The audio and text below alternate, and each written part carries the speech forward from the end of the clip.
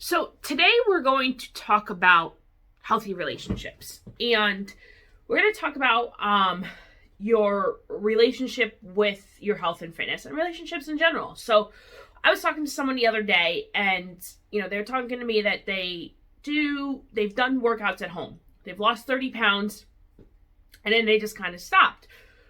Okay. So, it's like your fitness journey, your health journey, your wellness journey, whatever you want to call it, you have to think of it as a relationship.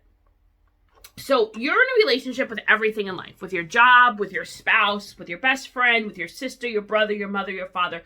Everybody, everything that's in your life is a relationship, right? So we build our life off of relationship building. So that's how you have to look at the gym, your fitness journey, whatever. So you start working out at home and you lose 30 pounds. Okay. And then you stop.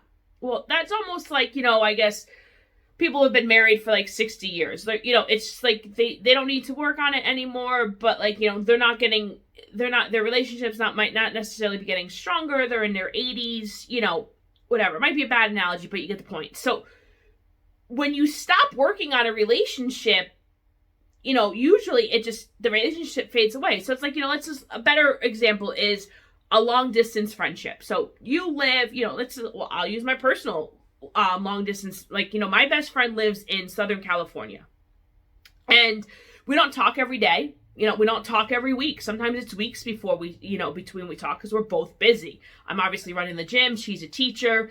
And she has her own family. So, but when we do talk, it's like we never skipped a beat. We see her every time we go out to Vegas.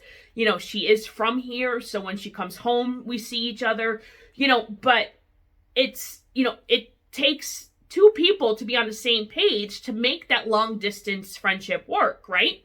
So, she was matron of honor in my wedding, so when we need each other, we're there.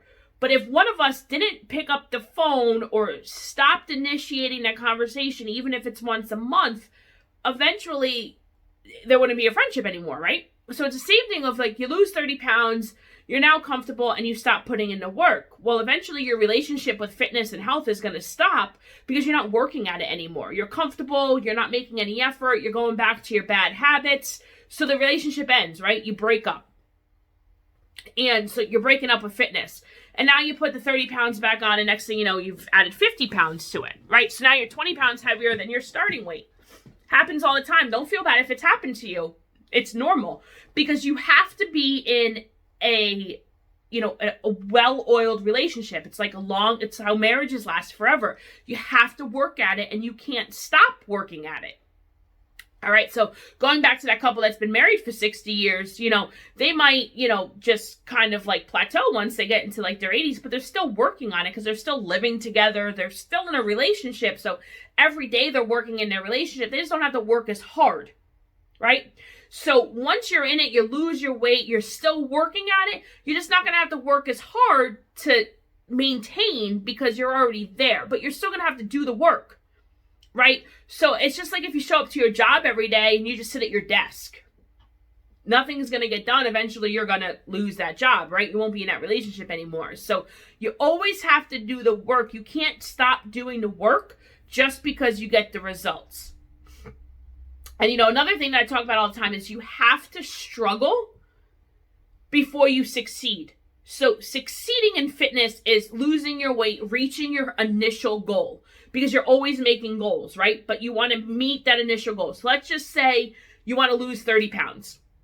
Okay, if you're at home, you're bicep curling 8 pounds. You're probably not struggling to bicep curl 8 pounds. So you're not going to see the result. But when you come in here or you join a fitness facility, you hire a personal trainer, they're going to have you bicep curling 10, 12 pounds. You're going to struggle. But when you struggle, you're going to succeed by losing weight.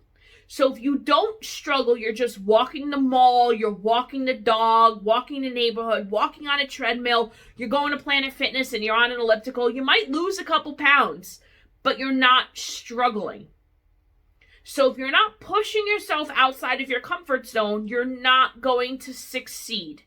And yes, you might lose a couple pounds, you might lose that initial 30 pounds, but then you're still comfortable and you're not going to go farther than that, and you're going to quit because you're not seeing results. So people are like, well, Julie, what else results? I lost my 30 pounds. What can I see? Simple things like holding a plank for longer than 10 seconds, being able to do a full-blown real push-up, right? So doing things like that, like I always love when, we use TRX straps here. If you don't know what that is, you can look it up.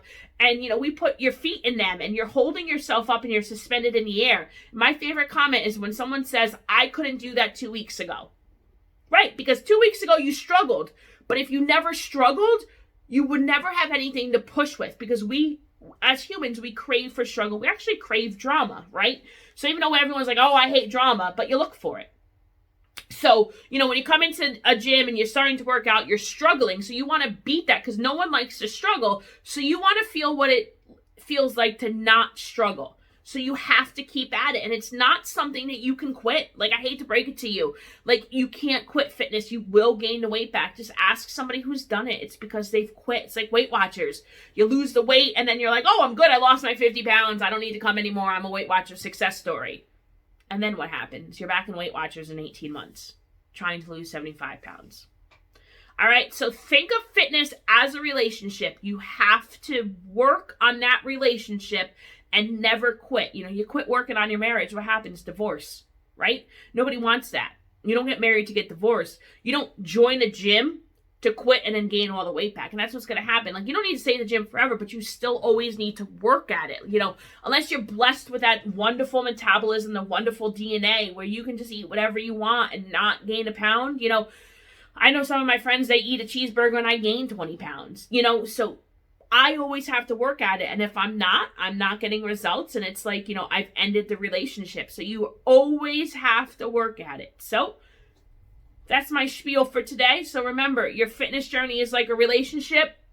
It's always a work in progress, and you always need to work to improve it, or the relationship's going to end and you're not going to get the results. Any questions or comments, leave them below. Check out our next video, and we'll see you soon.